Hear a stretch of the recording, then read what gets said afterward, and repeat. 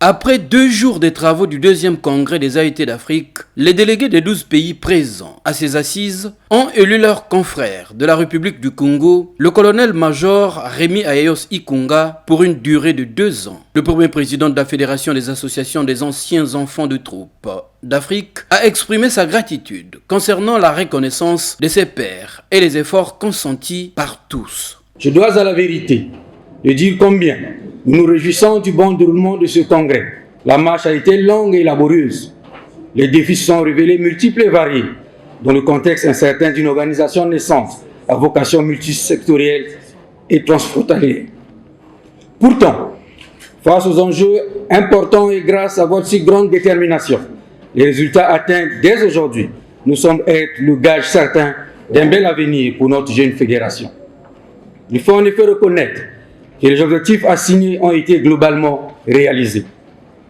Grâce à la compréhension de chacun, à la mesure et à la perspicacité des uns et des autres, nous avons surmonté un nombre de contradictions pour aboutir finalement à un résultat consensuel et unanimement satisfaisant. Lors de ce congrès, la nécessité de réformer les curricula et les formations dans les écoles militaires préparatoires en Afrique a été abordée. Dans les écoles militaires préparatoires, on reçoit un enseignement général, on reçoit une instruction militaire, on reçoit une instruction civique. Il faudrait que ces écoles puissent aussi délivrer des compétences de vie et des compétences analytiques qui permettent de faire face aux défis du futur. La mission à court terme du bureau exécutif des 10 membres, présidé par le colonel-major Rémi Ayos, et la démarche juridique de certification de la fédération mise en place.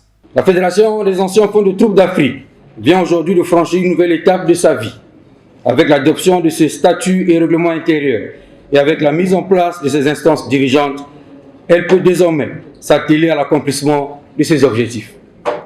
Mais auparavant, il nous faudra avec célérité régulariser la procédure officielle de reconnaissance de cette nouvelle association par les autorités sénégalaises. C'est seulement après cette nécessaire étape pour la légitimité de notre organisation et après une large consultation des présidents de toutes les associations amicales que nous convoquerons une grande assemblée générale à Dakar en vue de nous convenir et de définir le programme d'activité qui guidera notre marche commune à travers notamment un plan d'action budgétisé. Il sera également question à moyen terme de mener des réflexions et enclencher des démarches pour la revitalisation des associations des AET dans les différents pays membres. Notre ambition sera la mesure de notre engagement au sein de nos propres amicales nationales. À titre d'illustration, nous ne manquerons pas, par exemple, de soutenir le dossier de réouverture de l'école militaire préparatoire de Bangui en République centrafricaine.